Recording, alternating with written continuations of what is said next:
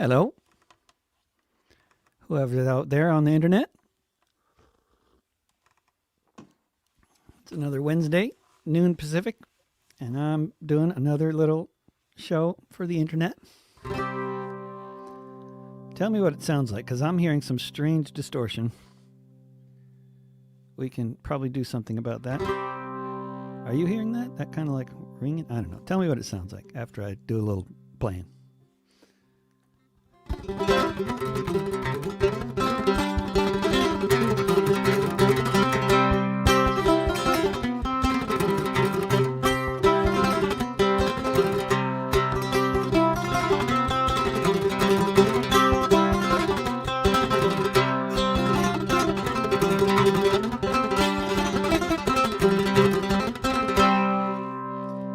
Is that making some weird ringing noise? Let's see.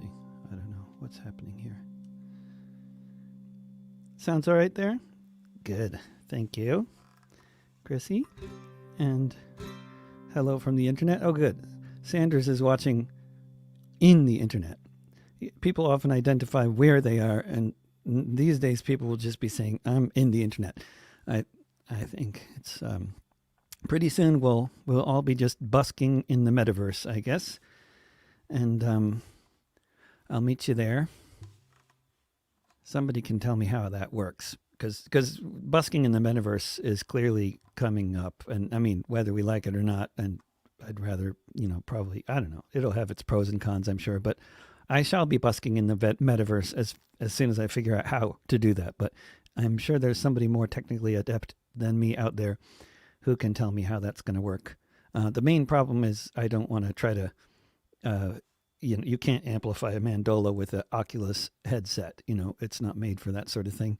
So we would all just sound bad if we tried busking on the internet with an Oculus headset. So there must be a better way to go than that. Sandra, your grammar, there's nothing wrong with your grammar. You're watching from the internet. And so that's a perfectly reasonable place to watch from, it seems to me. Except that you probably exist in physical form somewhere in the world. I hope.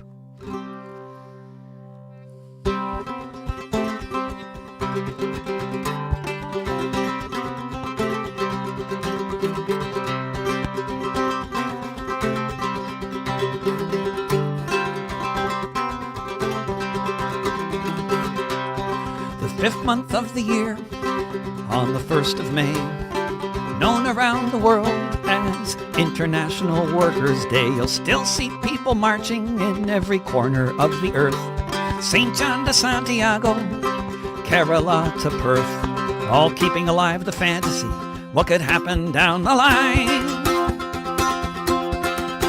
when the workers of the world combine.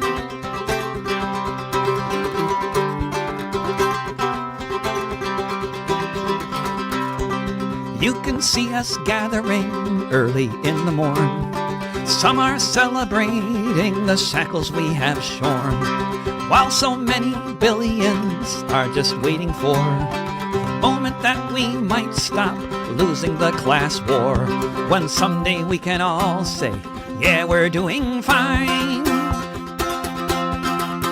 when the workers of the world combine.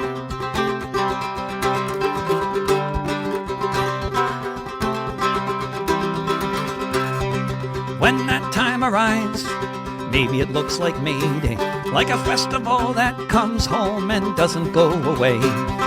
Every race and gender, every walk and station, with the working class united, every land and nation. Then just watch what happens when we follow the same sign, when the workers of the world combine.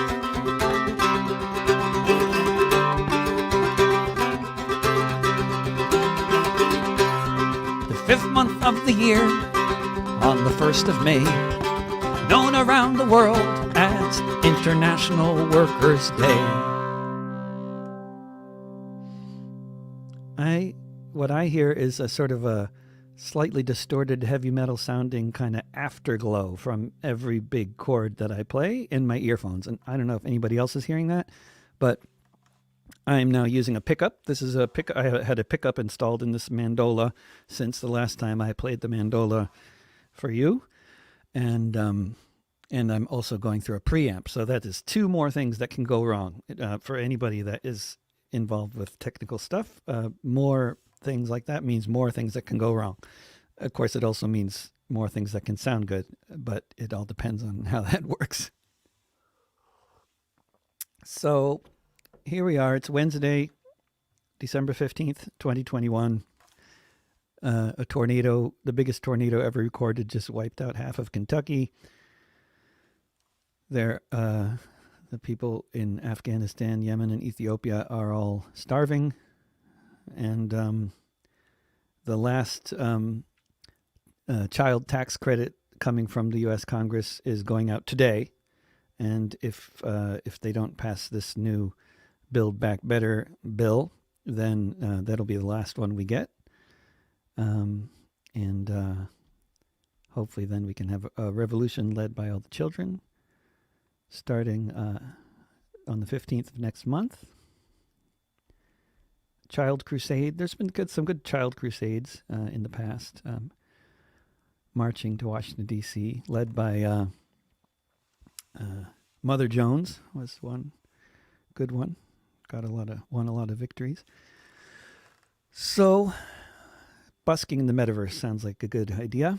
And but actually, if Omicron does not shut down all the borders and kill us all, I will be going to Scandinavia in February. And this is, I guess, this is a new development since the last time I was here. I don't remember. But anyway, I am going to be hopefully flying to Copenhagen arriving on probably, I haven't gotten the tickets yet. I'm going to see what the interest might be out there for gigs, which are not yet booked, but on probably 11th of February. And I'll be in Denmark and maybe Sweden if there's stuff going on there until the end of that month. And hopefully, if all goes well, this will also involve early on in the trip a little drive to somewhere in Sweden to pick up Anne Feeney's guitar from her beautiful husband who lives in Sweden and has her guitar.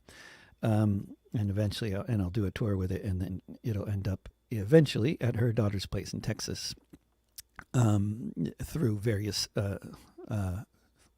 what stops along the way, I guess, transit points of various kinds of a sort of odd nature, but all aimed at hopefully transporting the guitars safely, because we don't want to be mailing guitars. That's really, I don't know, they do it, the music stores do it, but I wouldn't want to try that. So that's a little advertisement if anybody's in Scandinavia.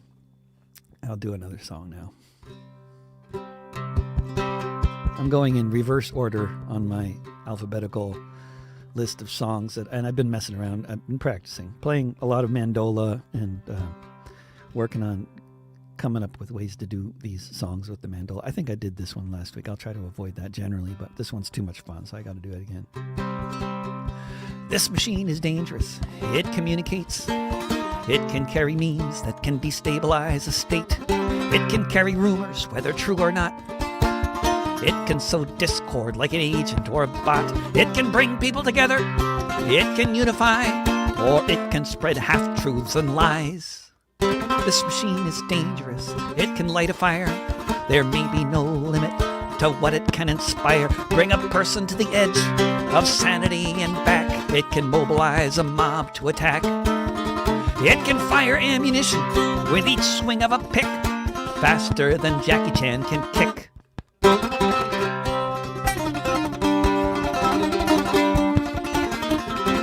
This machine is dangerous. It's locked and loaded. Each string is a grenade that hasn't yet exploded, because it exists here in the world, on the net. Whether it's on Twitch or on your TV set, with words ideas can spread, each one a potential bullet in the head.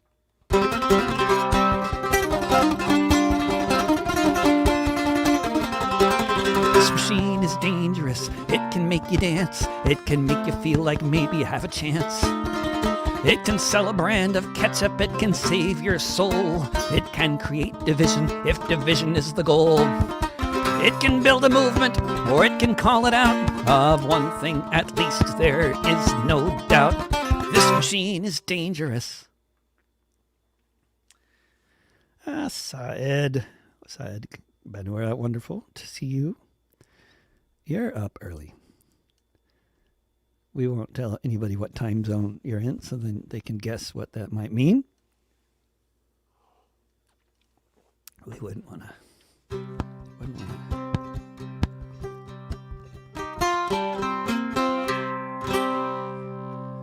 There is some distortion. So I won't do that next song because I did it last week. I'm going to try to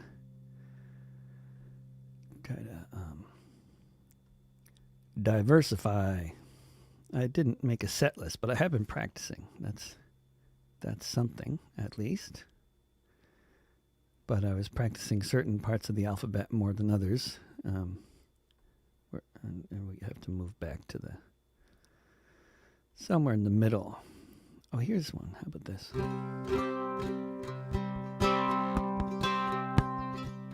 It's at moments like these, everything is in the air. The possibilities are nowhere and everywhere. You gotta break a bone to set it. Now all we are is broke. A lot of folks are saying it's time to be woke. And they're not talking about microaggressions, but the really big ones. The basic assumptions, like planets circling suns, but there are no natural laws that built your mansions or your tents. They are secretions of society, just like mortgages and rent. It's a future. It's a future of uncertainty. But our liberation can only be as free as our imagination.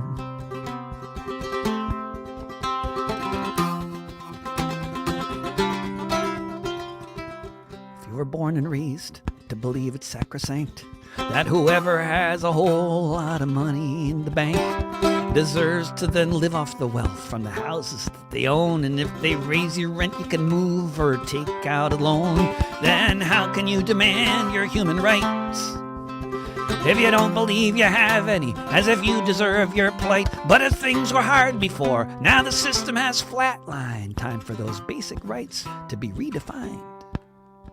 It's a future of uncertainty, but our liberation can only be as free as our imagination.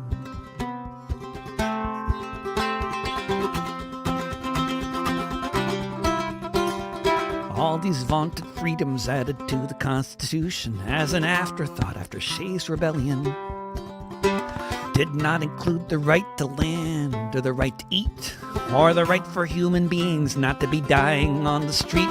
It's moments like these, standing on the edge, that we might catch the strongest breeze to land furthest from the ledge. We can fly, you know. All you need is wings. We can house and feed each other. Together, we can do anything. It's a future of uncertainty, but our liberation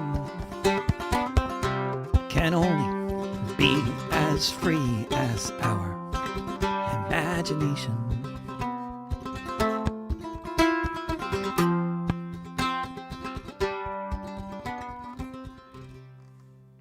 It's at moments like these, everything is in the air. The possibilities are nowhere and everywhere. Well, it sounded good when I practiced it, but I messed it up. That's the live thing there. Or the lack of practice or something. Someday I will learn why Paula always says that we should wash our hands. Oh, no, the Persian prince is saying that too. Why are we supposed to wash our hands? Is that just like some kind of an emoticon that's getting translated weird by StreamYard? Because it looks like everybody's telling me to wash my hands. I wash my hands a lot. I don't know about you guys. I wash my hands fairly obsessively, in fact.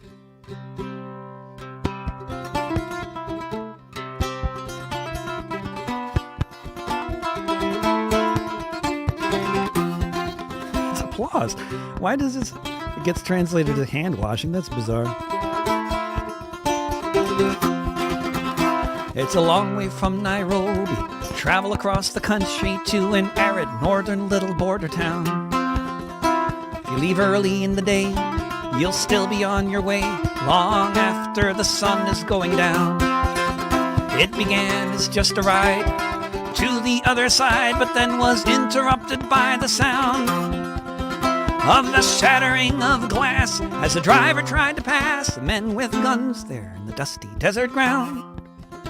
There were 2 already dead, another shot as she fled. No question here whose lives were now at stake. When all is said and done, it is instances like this one when every move is one that just might make or break. All passengers get out, men with guns began to shout, "You Christians now get up against the wall." But then everyone stayed still, saying, "Now do as you will, you may leave, or you may kill us all."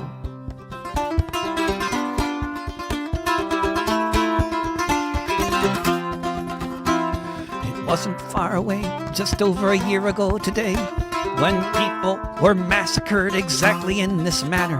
The pattern, it was clear. All the Muslims here would be safe if they just stood beside this banner. Headscarves passed from hand to hand. Among this human band, live together or together fall.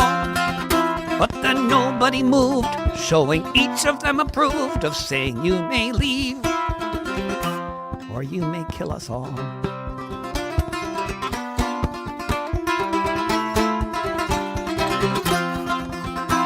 It wasn't set in stone, there's no way they could have known that this time, this act of solidarity would see the gunmen leave, goals left unachieved on the border there in Mandera County.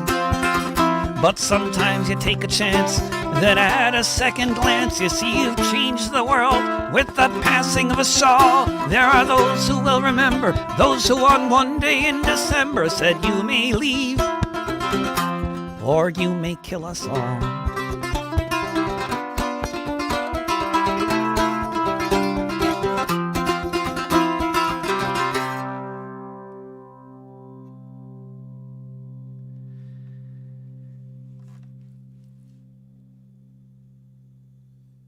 James McAnally and Persian Prince are both requesting Up the Provo, so I'm going to have to do that, even though I did it 2 weeks ago. I didn't do it with this pickup, so what the heck. We'll do it again. It's a different day. The main thing is not to do the same song twice in one day. Or at least not twice in one gig.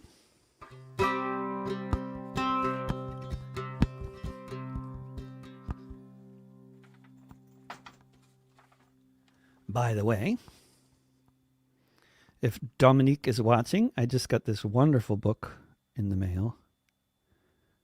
There Lies My Son.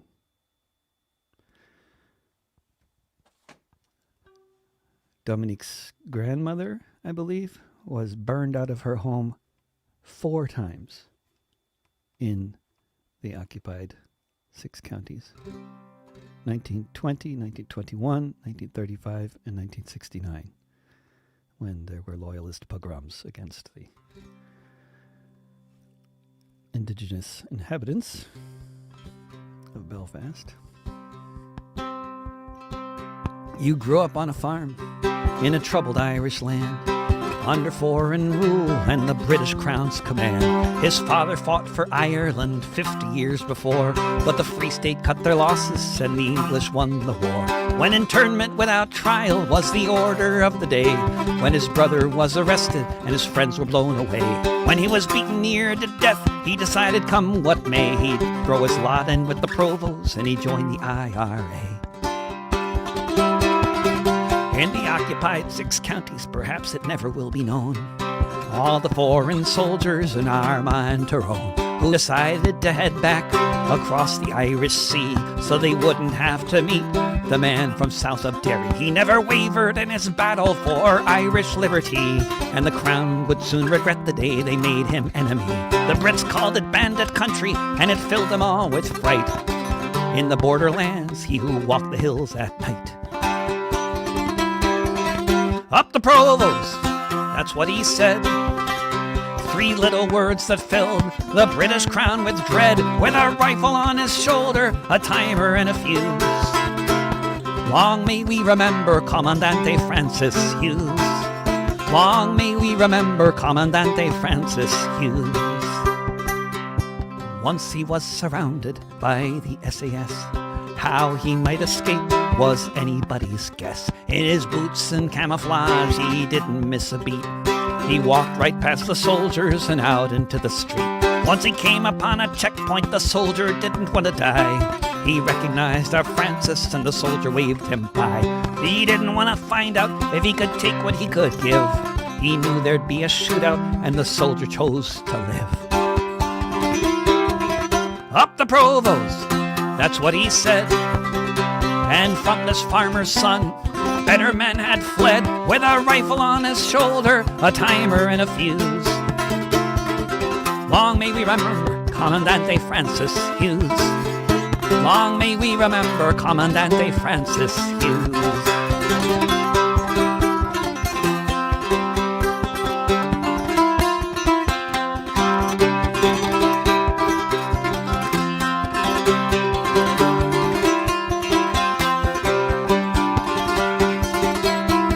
He was the North's most wanted man, with his photo everywhere. But he eluded capture with his wit and dyed blonde hair. For 6 years he was active, 3 times as long as most. He became a legend north to south, coast to coast. He came upon 2 soldiers out one night on patrol.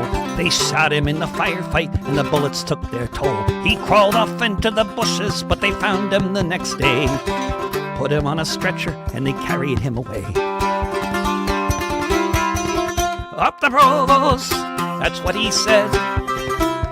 With a shattered bone and a body full of lead. With a rifle on his shoulder, a timer and a fuse.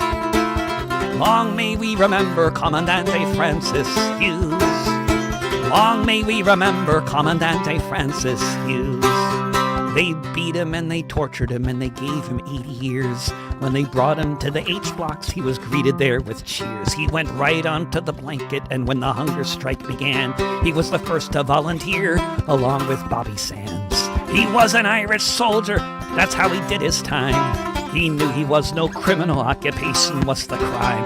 Bobby Sands had passed beyond us where Francis soon would be, although he couldn't stand and he could barely see. Up the Provost, that's what he said. They carried him to hospital to lay in his deathbed. With a rifle on his shoulder, a timer and a fuse. Long may we remember Commandante Francis Hughes. Up the Provost, that's what he said. And soon there'd be another standing in his stead. With a rifle on his shoulder, a timer and a fuse. Long may we remember Commandante Francis Hughes. Long may we remember Commandante Francis Hughes.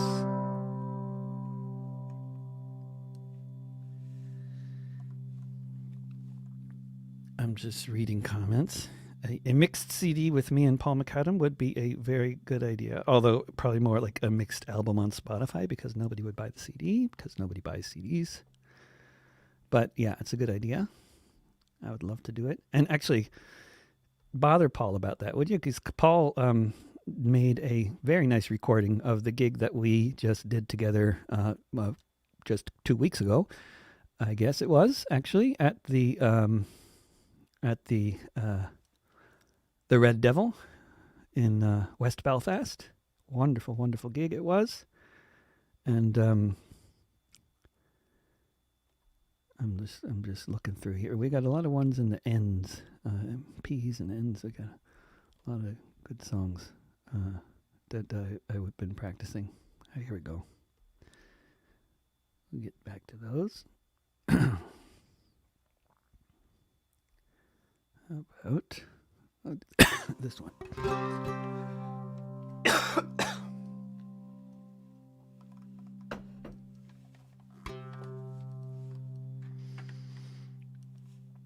These headphones are heavier than my instrument.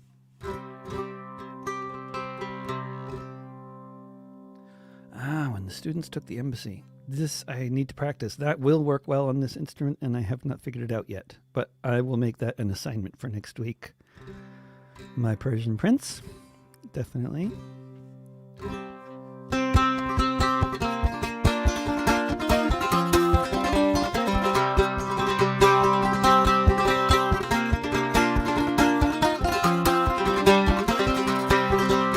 My great-grandparents were refugees. That should be a normal thing to say. I was born in New York City. My people came from far away. They fled the generals and dictators, the warlords of Moscow and Budapest. You could be conscripted for the rest of your life, or you could head west. My great-great-grandparents were refugees too, just north and west of Brittany. Farmers on the hills somewhere on the starving side of the Irish Sea. They fled their colonial torturers. They fled starvation, slavery. They fled across the Atlantic along with millions of other refugees.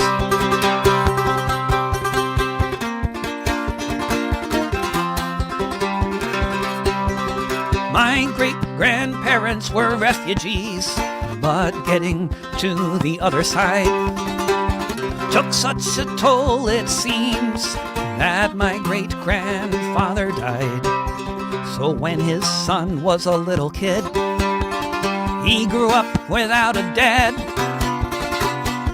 That's typical of the hard life so many other refugees had. My great-grandparents were refugees. Let me tell you what that means. They were escaping war-torn lands ruled by tyrants, kings, and queens. They did not come seeking fortune. They were not pioneers. Leaving home, their hearts were broken. All their cries fell on deaf ears.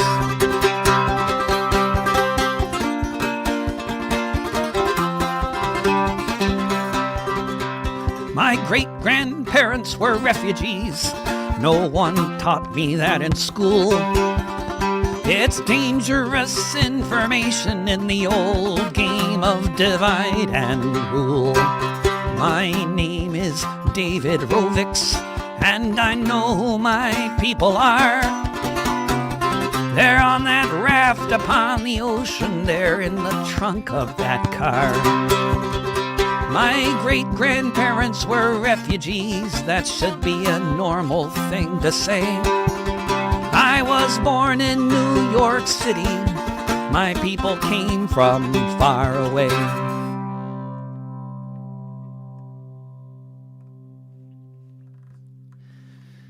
Wow, there's 2 people from Brisbane watching at 5 in the morning. That's a good sign, I think. So,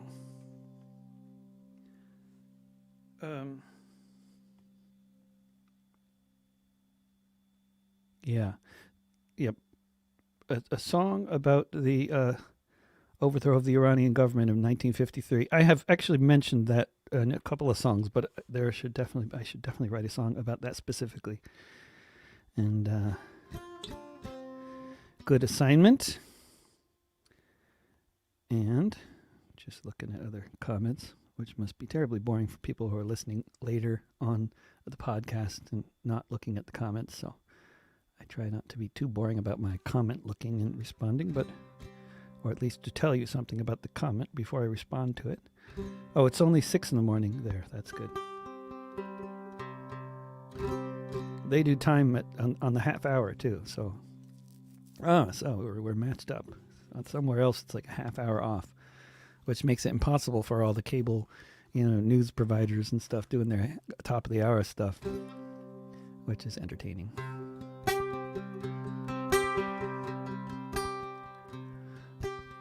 As you can tell, I wrote this song 2 years ago. It's 2019. looking around at the tents and trash and excrement scattered on the ground.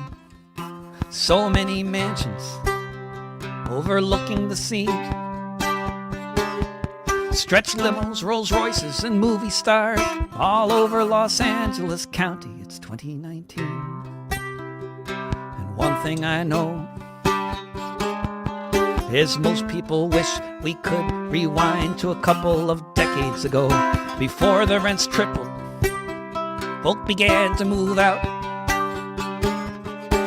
into their cars, into their tents, where drivers look on however loudly you shout. It's 2019. In the black and white photo, it could be 1929. Wherever you go, in every single neighborhood, hungry people wonder why. Some make billions on a blockbuster, while so many are left out to die. It's 2019. Where every 8 hours, someone is found cold on the sidewalk beneath the glass and steel towers. In the wealthiest nation in all of human history, so far from paradise, so close to Walt Disney. It's 2019. There's no Dust Bowl, just real estate speculators and all the lives they stole. I don't know what to think when I hear the reporter say 1,000 people died last year living on the streets of LA. It's 2019.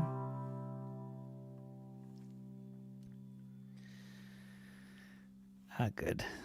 Robbie, hello. There in Germany. I will be back, by the way, in Germany. Wonderful excuse to mention that. In April.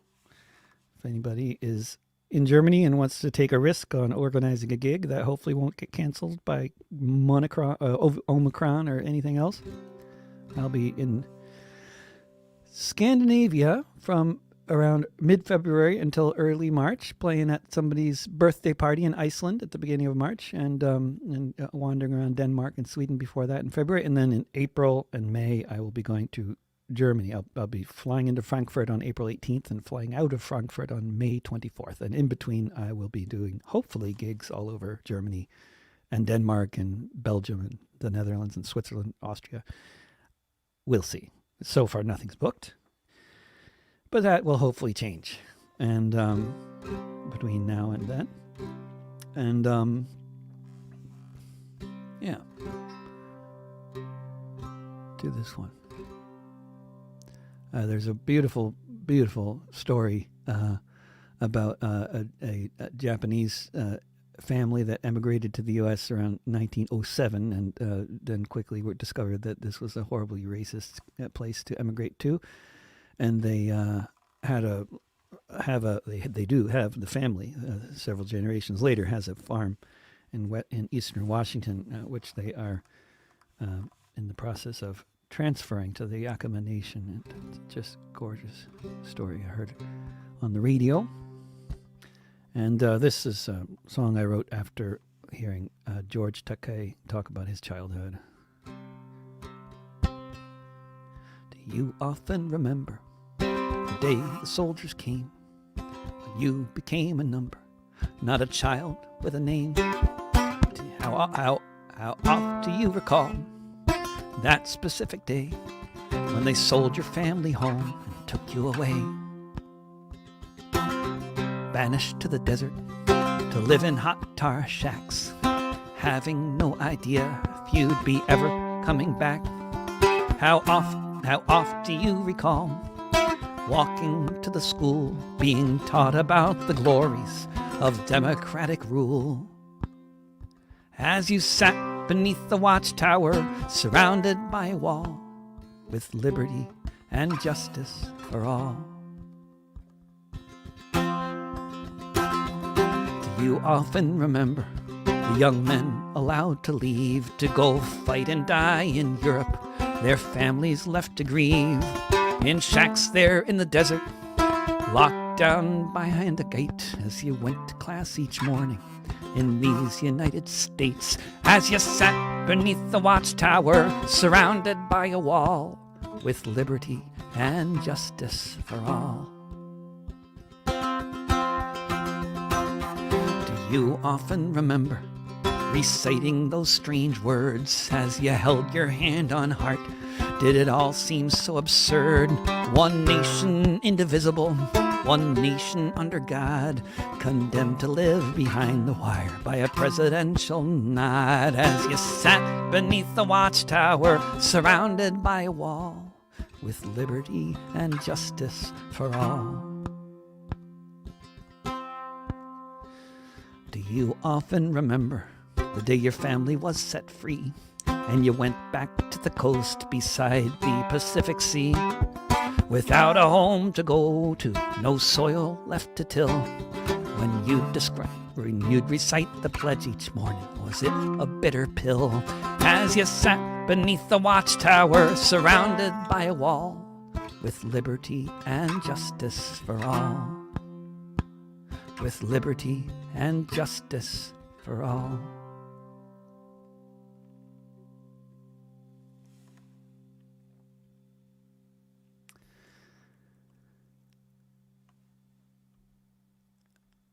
Let's see here.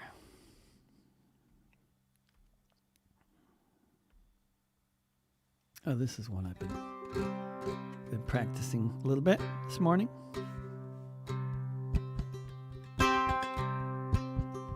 Owen Brown was an abolitionist. John was Owen's son. He grew up in New England. He was born in Torrington. John Brown was a tanner. I'll try that again. Take 2. Owen Brown was an abolitionist. John was Owen's son. He grew up in New England. He was born in Torrington. John Brown was a tanner and a man of many skills, and he stood up for the workers who toiled in the mills. He stood up for the Indians. He stood up for the women, for the oppressed and the exploited. This good man stood with them, so when Kansas was bleeding, he went and joined the fray. If the slave trade wanted Kansas, the slave trade would have to pay. Riding through the Kansas prairie with a fine and loyal band, glory, hallelujah, Beecher's Bible in his hand. Glory, hallelujah, Beecher's Bible in his hand.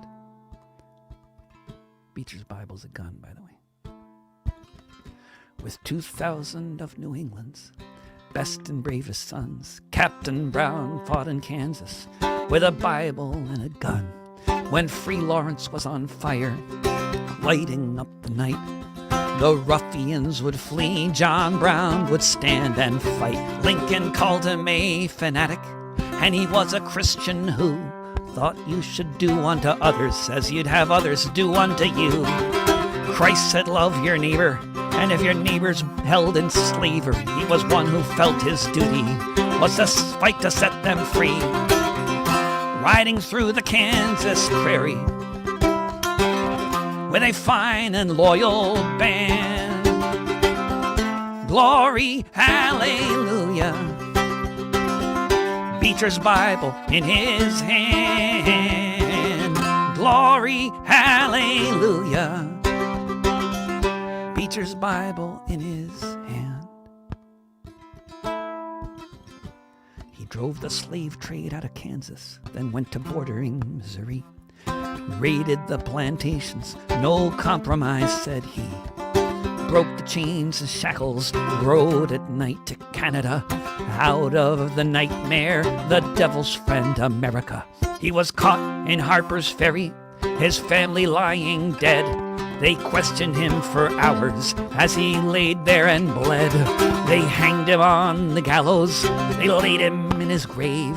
John Brown was a Christian, and he died to free the slave. Riding through the Kansas prairie with a fine and loyal band, Glory, hallelujah. Beecher's Bible in his hand. Glory, hallelujah. Beecher's Bible in his hand.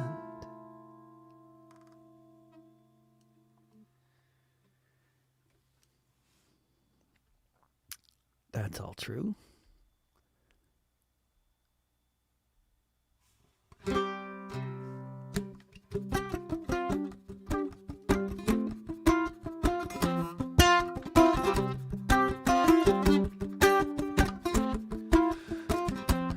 $800,000 dead in the United States of COVID as of yesterday.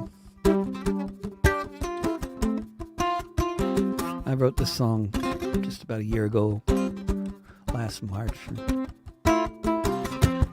It's been a year since the virus arrived. A year since in this country 500,000 died. A year since all the borders were starting to be sealed. A year since the hospitals were sprouting in the fields. No question for anyone living around here. It's been a year.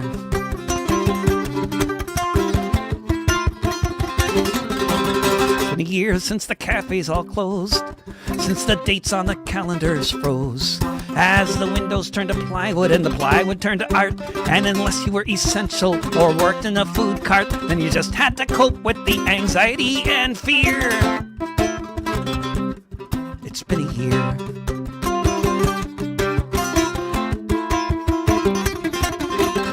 A year since the wheels in motion led to an uprising on each side of the ocean, exposed by the pandemic, by inequality. 929 of the neck beneath the knee. Time of counter demos, for a while a coup seemed near. It's been a year.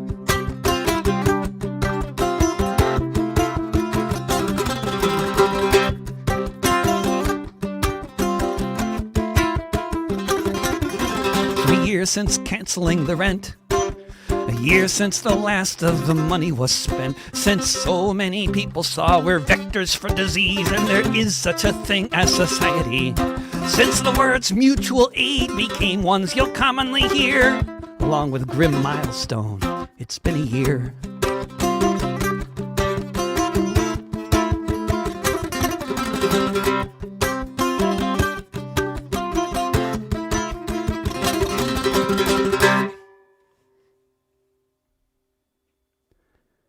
I'll work out that riff eventually. Let's see here.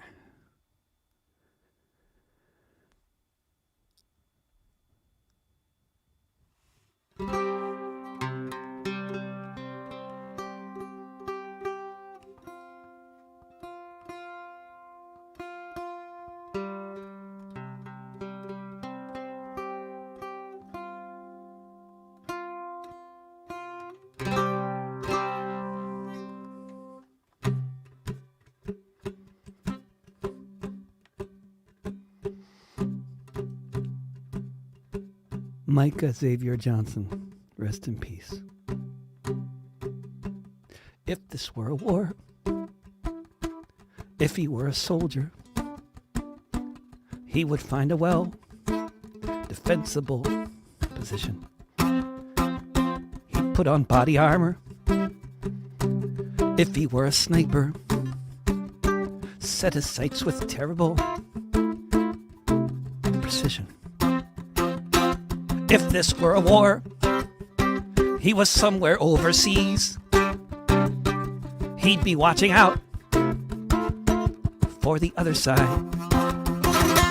watching for the Taliban or whichever enemies kept on trying to blow him open wide.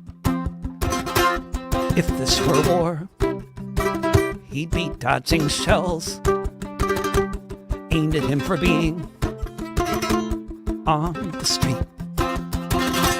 He'd be on alert for any sign that tells that the soldier might be drawing heat.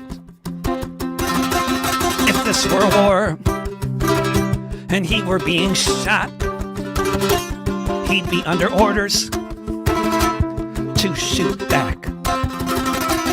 If he learned lessons from the training that he got, he'd carefully prepare his counterattack. If this were a war and the enemy wore blue, he'd be looking for signs of it everywhere.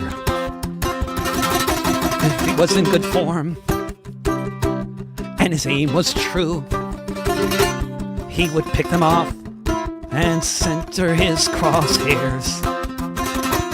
If this were a war, not a Dallas parking lot, he'd be getting medals for this firefight. If he were a soldier, he'd be praised for every shot he fired from above that deadly night. If this were a war, if this were a war, if this were a war, if this were a war, if this were a war.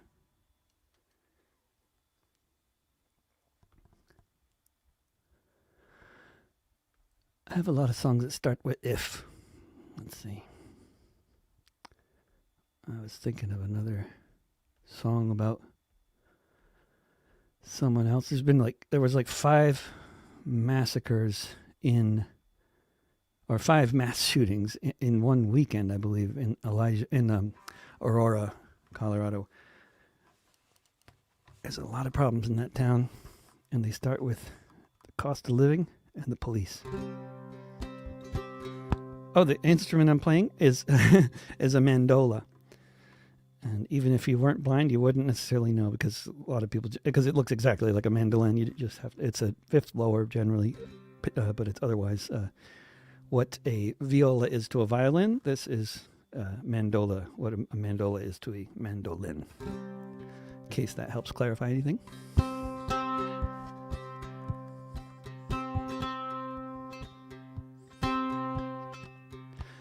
Family loot. This is for Elijah McLean. His family moved from Denver to Aurora. Ma thought they'd be safer out there, away from all the hubbub of the city, closer to the mountains and fresh air. Some kids are into fancy cars and football, or getting lots of tattoos on their shin. Elijah played the violin. Some kids are into hamburgers and hot dogs. Other kids just do things their own way. Elijah was a vegetarian, and on his lunch breaks he would go and play. And music for the animals at the shelter. Staff would welcome him with a grin. Elijah played the violin. As a young man, Elijah moved in with his cousin. He became a massage therapist. He had a kind and open hand, while others only knew the fist. Such as the men in blue, who were called one night to assault their unknown kin. Elijah played the violin. They slammed him into the wall. They threw him to the ground, although he made no effort to fight back. They choked him till he vomited. Then they did it more. No body cams recorded the attack. Elijah said he couldn't breathe. He was begging for his life. So they shot him full of ketamine. Elijah played the violin.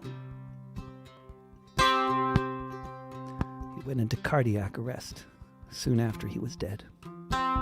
He had not committed one offense, aside from being black in these disunited states and trying to exist in the present tense. Nothing happened to the cops.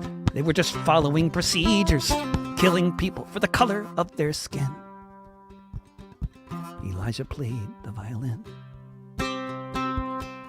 Elijah played the violin.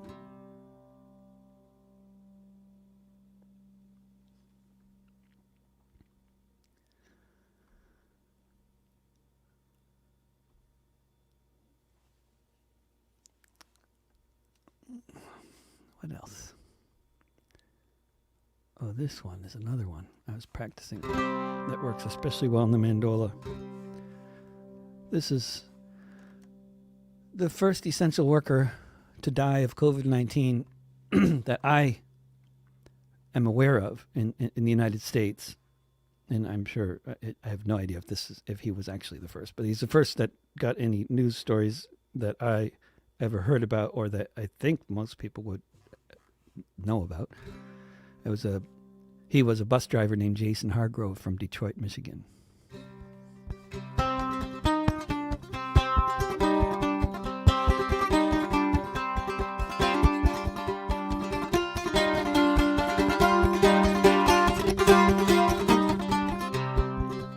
Pandemic is spreading, the health system's collapsing. You can watch it all unfolding on the screen. If you're afraid to go outside, enough groceries to hide. May have been weeks since you have seen someone you can touch, and you miss it so much. So wonder what might happen next. Like when your savings run out, and the choice is all about what kind of help you might be able to expect. Perhaps when COVID arrived, while some struggled to survive, you were what they call essential. It didn't take long to see you got that wrong. The word they really meant was expendable. It didn't take long to see there was no emergency. Plans in place for something which all the scientists knew was just a matter of when there'd be a pandemic again. And the kleptocrats in power didn't have a clue. Otherwise, why did Jason Hargrove die? Because he kept keeping on, waking before dawn to do his part for society. Jason drove his bus, he didn't even make a fuss at the time of the impropriety. Somebody coughed, the virus was off. Not 2 weeks later, Jason would be dead. What if he had protective gear, with sick passengers so near, with no barrier to protect his head? Why did Jason Hargrove die? Stay home, flatten the curve, they say, unless you need us to serve food for us, to care for all the ill. In that case, we'll call you a hero, like the workers at Ground Zero, where one by one the cemetery filled.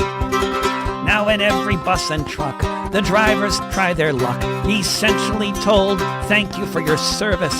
If these were the front lines, no one put up any signs. Did anybody sign up for this? Why did Jason Hargrove die? Once the death rate peaks, in days or months or weeks, with each one of the virus's waves. Once we can take stock and recover from the shock of the sight of all of the mass graves. Will this be the impetus, this driver on a bus, along with so many, many more? The nurses and the prisoners, seafarers and farm workers, what will they all die for? Why did Jason Hargrove die? Why did Jason Hargrove die?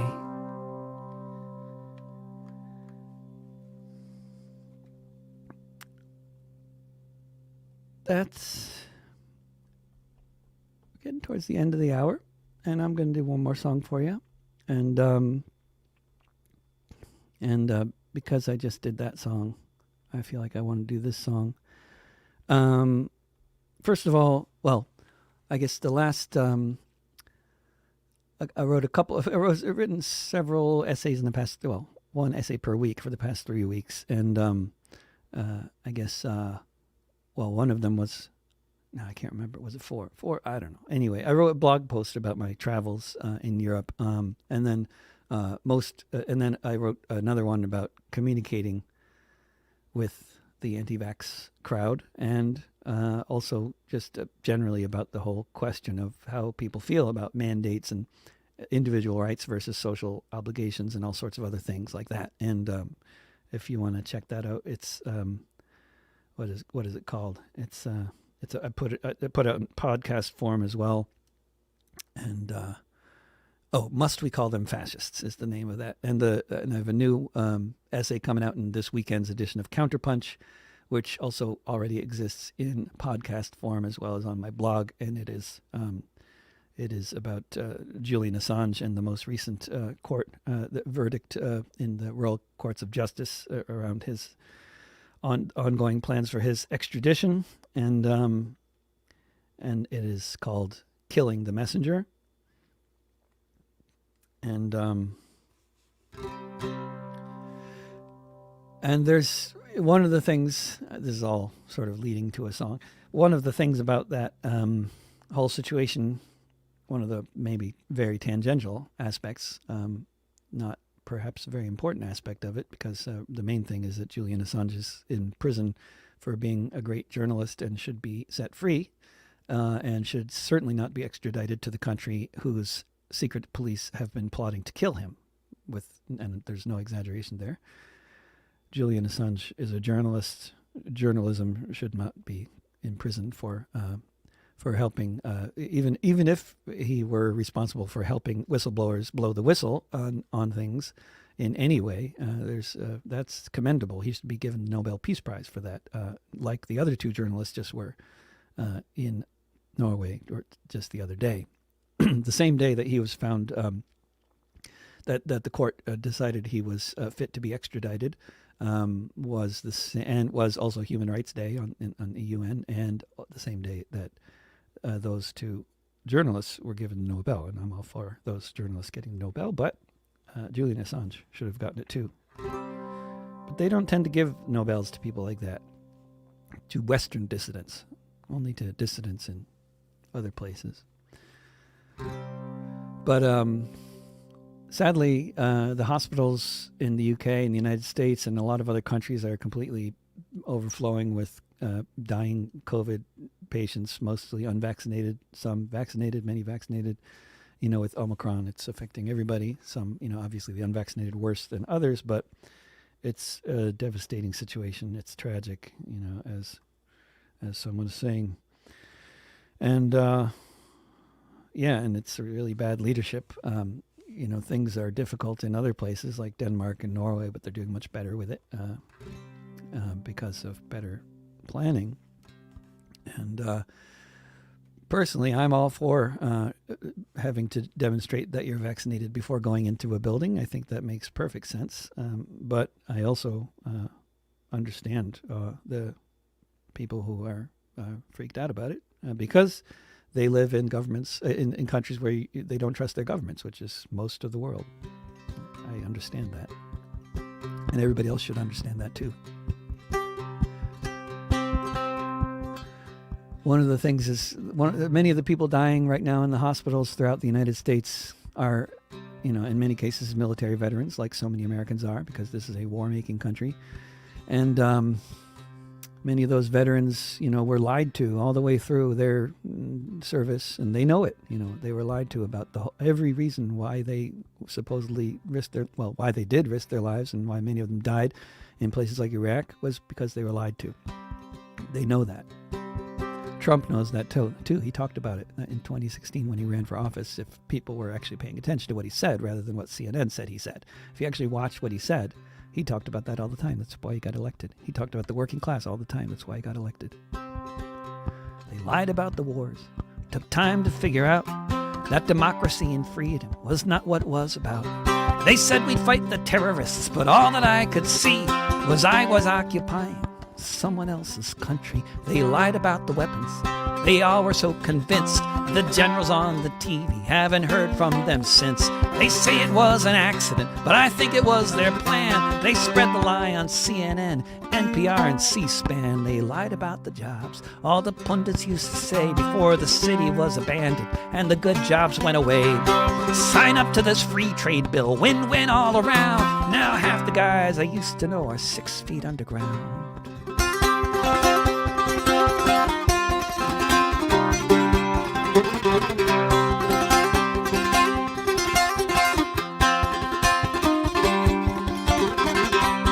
Lying is all they seem to do. Looking at us on TV, they pretend they care, but it's all about the money, which anyone can tell. If you have half a brain, why I should believe them now. It just seems insane. Talk turned to the virus, what we all stood to lose. I was not the only one who thought it was fake news. I just went about my life like I normally would do. So maybe I'll catch a cold, I thought, or a little flu.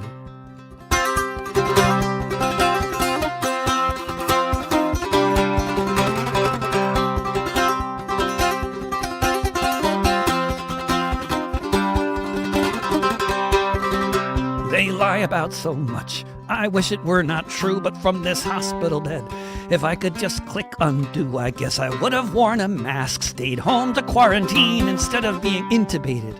Hooked up to this machine, you can say that I'm an idiot. Maybe I don't know, but before I take my leave, before I have to go, before they stick me in a box with quarters on my eyes, there's lots of blame to go around here, and I know where it lies. They lied about the wars.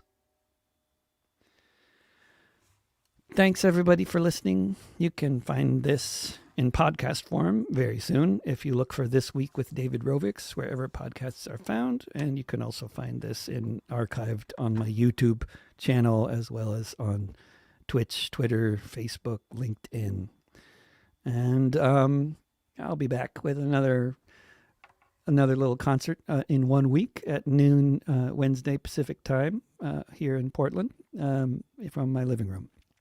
And of course, once again, if there's anybody watching from Europe, I will be coming to Scandinavia in February and Germany in April. And I would love to do gigs anywhere in Scandinavia or anywhere in Germany or any other country bordering Germany, basically, is where to be, to put it simply. That's where I'm available to perform throughout various parts of the spring, depending on where you are. I'll be making 2 trips to Europe if Omicron doesn't prevent that from happening over the course of the sort of February and then early March and then again April, May. And they're ending the child tax credit, throwing millions of families back into poverty, including ours, next month. So if you want to support what I do, then patreon.com/David Rovics. Patreon, Patreon, patreon.com/David Rovics. And you could support the arts. If you're getting these messages about your favorite artists, and I was one of them on Spotify or YouTube or someplace, I'm really glad to know about that. And I love it when people shared those messages with me. And if you want to support what I'm doing, then you won't do that by watching me on YouTube or listening to me on Spotify, because they don't pay shit. But if you want to support what I'm doing, go to patreon.com/David Rovics. And if you're too broke, then don't worry about it. And yeah, hope to see you on the road and in the streets, and busking in the metaverse. Bye for now.